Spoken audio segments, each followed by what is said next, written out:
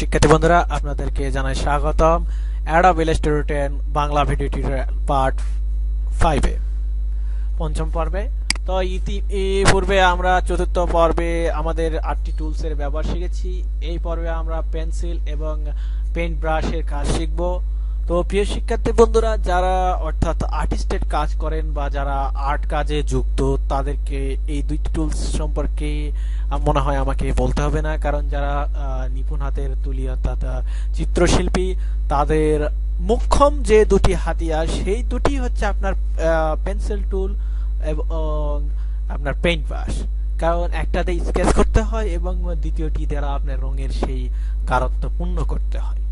তো যারা আর কি আর্টিস্ট অর্থাৎ শিল্পী, চিত্রশিল্পী, তাদেরকে তো স্কেচ করার কথা বলতে হবে না, জাস্ট একটু বলছি আমি যে তারা একটু মাউসটাকে নিপুণ হাতে ঘুরালেই তারা যেভাবে কাগজে চিত্র ডিজাইন করে সেই রকমই আর কি তারা এখানে চিত্রশিল্পীকে ফুটে তুলতে পারে। যদি চায় যে সেই রকমই আর কি পেন্সিল বা পেইন্ট ব্রাশ ব্যবহার করে যেরকম তারা পিকচার বোর্ডে যেরকম কাজ করে সেরকম যদি করতে যায়, তাহলে আমি একটা পরামর্শ দেবো, সেটি হচ্ছে অবশ্যই তাদেরকে একটা লাইট পেন বা গ্রাফিক্স ট্যাব কিনতে হবে আর কি, যেটা গ্রাফিক্স ট্যাব, যেখানে একটা এক্সট্রা পেন পাওয়া যায়, যে পেনের মাধ্যমে আপনি কম্পিউটারের মনিটরে আপনার হ্যান্ড স্কেচ করতে পারেন। যেগুলো বড় বড় আর্টিস্ট আছে যারা মানে বিভিন্ন ধাতব মুদ্রা বা আদার্স কিছু ডিজাইন করে, সেই ক্ষেত্রে কিন্তু এই লাইট পেনটি ব্যবহার করা হয়। তো আপনারা চাইলে সেটি পারচেজ করে ব্যবহার করতে পারেন। আমরা এখন পেন্সিল টুলের ব্যবহারটি দেখিচ্ছি। আমরা কিবোর্ড থেকে এম অথবা মাউস পয়েন্টার দিয়ে সিলেক্ট করতে পারি। এখানে আমরা মাউস পয়েন্টার দিয়ে সিলেক্ট করলাম। চলুন এখানে আপনি কালার বা তুলির এখানে সিলেক্ট করতে পারেন এবং সেই অনুযায়ী অঙ্কন করতে পারেন। আমরা এখানে ব্ল্যাক অ্যান্ড হোয়াইটেই ডিজাইন করছি, যে কোনো ধরনের একটা। আমার মনে করলাম যে আমি একটা পাখির ঠোঁট আঁকাবো, সেই ক্ষেত্রে আমাকে এইটা কিভাবে আঁকাবো সেটি আমাকে আঁকাতে হবে।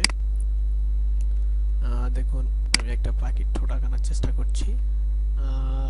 এরপরে যদি এটা আমাকে সিলেক্ট ছেড়ে দিতে চাই, তাহলে কিবোর্ডের কন্ট্রোল চেপে পর্দায় ক্লিক করতে হবে, তাহলে এটি ছেড়ে যাবে। দেখুন এখানে আমি একটা কিছুটা আনুপাতিক ওইরকম মুখ করার চেষ্টা করেছি, তারপর আরেকটি রেখা টানলাম, আবার ঠিক একই রকম। এরপর এটা দ্বারাই আমি স্কেচ করেছি। এখানে নাকের একটা ব্যবস্থা করে দিলাম। এরপরে সেটাকে একটু মুখের অবয়বে আনার চেষ্টা। এরপরে যেটা এখান থেকে আমি আনুপাতিক আকারে স্কেচ করে একটা, যাই হোক আমি অতটা শিল্পী না, তো আঁকানোর আপনার যে সামনে উপস্থাপন করার চেষ্টা করছি, আশা করি বুঝতে পারছেন। তো এই হচ্ছে স্কেচ পেনের মাধ্যমে আপনি বিভিন্ন ধরনের চিত্র মানে অঙ্কন করতে পারেন, যেগুলো দ্বারা আপনার মানে পছন্দনীয় আপনি ক্লিপস অর্থাৎ ক্লিপ আর্ট ব্যবহার করতে পারেন আর কি। ধরুন যে আপনি একটা নকশা ডিজাইন করলেন, যে নকশাটি আপনার পছন্দ অনুযায়ী। আমার একটু হাত স্কেচটা একটু খারাপ, তো সেটা আগেই বলছি। তো এই হচ্ছে বিভিন্ন ধরনের স্কেচ করতে পারেন আপনি আপনার পেন্সিল টুলের মাধ্যমে। তো আমি যখন এইগুলোকে ছেড়ে দিচ্ছি, তখন কিন্তু অবশ্যই কিবোর্ডের কন্ট্রোল চাপছি এবং মাউসের লেফট বাটনে ক্লিক করছি। তো এটি আপনারা খেয়াল রাখবেন। তো দেখতে পাচ্ছেন এখানে আমি পেন্সিল টুল ব্যবহার করে একটি বার্ড বা পাখির একটা চেষ্টা করছি আঁকার। তো এটা মূলত পাখি, পূর্ণাঙ্গ পাখি হয়নি বা ওইরকম কিছু না। তো এ তো গেল আমার পেন্সিল টুল। এখানে আরেকটা টুল আছে আপনার, হলো সেটাকে আরেকটু পেন টুল, আরো ক্ষীণ টাইপের, সেটি আপনি আর্ট করতে পারেন। এটা নরমাল আর কি, একেবারে রেশা রেশা মিশানো। এটাকে মূলত দেখুন এটাকে মিশানোর জন্য ধরুন যে এটাকে আমি এটা আর একটা টুলস আর কি, যে টুলস দিয়ে আর কি পেন্সিল টুলের আরেকটি আছে রাবার টুলস, এটার দ্বারা আপনি মিশাতে পারেন। যেমন এই অংশটাকে আমি মিশিয়ে দেবো। এই মিশানোর জন্য যে কাজটি হবে, সিলেক্ট করতে হবে আর কি। সিলেক্ট অবস্থায় মিশাতে পারেন। তো এখানে পেন্সিল টুলের মাধ্যমে আপনি চিত্র অঙ্কন করবেন। এবার পেইন্ট ব্রাশ আপনার এখানে চিত্রে যে কালার সিলেক্ট করা থাকবে, সেই কালারটা এখানে আপনি কালারাইজ করতে পারেন। পেইন্ট ব্রাশটাও তো আপনাদেরকে বলার কোনো প্রয়োজন হচ্ছে না। এটার দ্বারাও ঠিক পেন্সিলের মতন আপনি তুলি কার্য করতে পারেন। যেমন এখানে আমি এই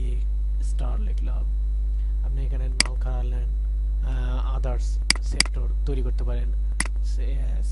এখানে আমি পেইন্ট ব্রাশটি সিলেক্ট করলাম এবং সেটাতে একটা আদার্স অন্য কিছু আঁকানোর চেষ্টা করছি।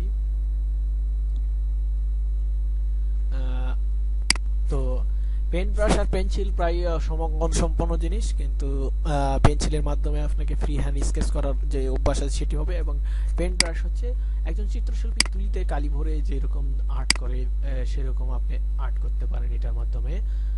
তো সেক্ষেত্রে আপনার মানসিক অর্থাৎ নান্দনিক মনের ব্যবহারটাই আপনার উপর নির্ভর করবে। তো যেমন আমি এখানে আমার নামটিও লিখতে পারি এই টুলসের মাধ্যমে,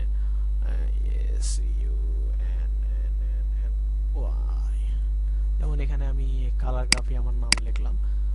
তো ঠিক এরকম আমরা এই টুলস দুটোকে ব্যবহার করি একটা ফ্রি হ্যান্ড স্কেচ বা ফ্রি হ্যান্ড স্কেচের আনুষঙ্গিক। আর কালার করার ব্যাপারটি তো আপনারা জানেন, এই কালার প্লেট থেকে আপনাদেরকে কালার সিলেক্ট চয়ন করতে হবে এবং সেখান থেকে আপনার কাজগুলোকে সারিয়ে নিতে হবে।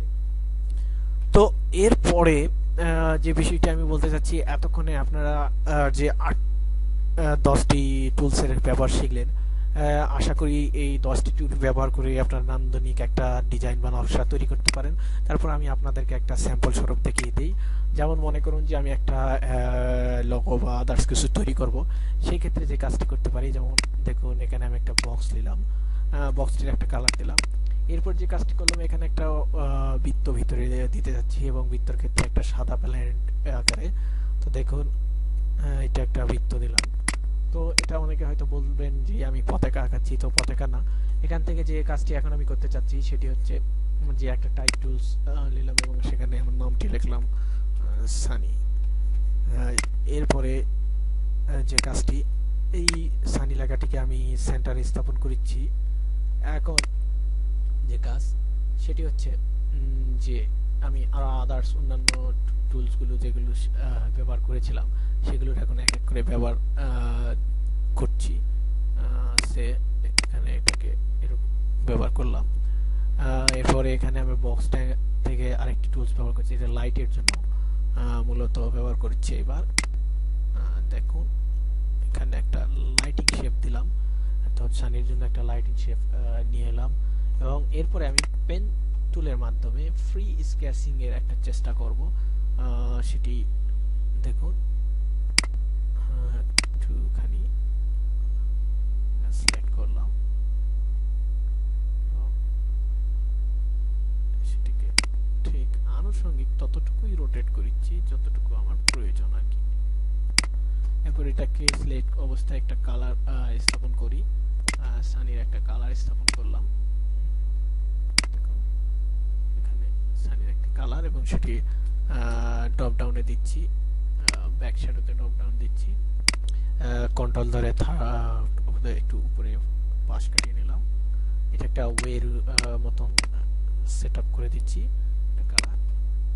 তো এই যে একটা ফন্ট প্লেস আর কি চিত্র আঁকালাম এবং আরো যদি প্রয়োজন হয় তো এখানে মেঘের মতন মেঘের প্রয়োজন হতে পারে, সেই মেঘগুলো হোয়াইট হতে পারে, এরকম পেন্সিল টুলের মাধ্যমে স্কেচ করছি এবং সেগুলোকে এখানে ব্যবহার করছি। তো এটা মূলত একটা সূর্যের মতন দেইনি আর কি, এটা একটা 8-7 জনের মতন হতে পারে, আপনি ব্যবহার করতে পারেন। শেষ দেখুন এই যে একটা চিত্র আর কি অঙ্কন করা হলো বা একটা লগোর জন্য আর কি, এখানে লগোটা এরকম থাকছে। তো এরপর আমি হয়তো এখানে লিখে দিচ্ছি যে সানি সফটওয়্যার ডেভেলপমেন্ট। এরপর সেটিকে আমি কন্ট্রোল অল্টার শিফট ধরে একটু লেখাটাকে বড় করলাম এবং সেই লেখাটাকে আনুষঙ্গিক সেই টেক্সটের নিচে এটি একটা মনে করেন যে সিম্পল একটা লগো, এতে এইভাবে আপনারা বানিয়ে নিতে পারেন আপনার লগোটিকে।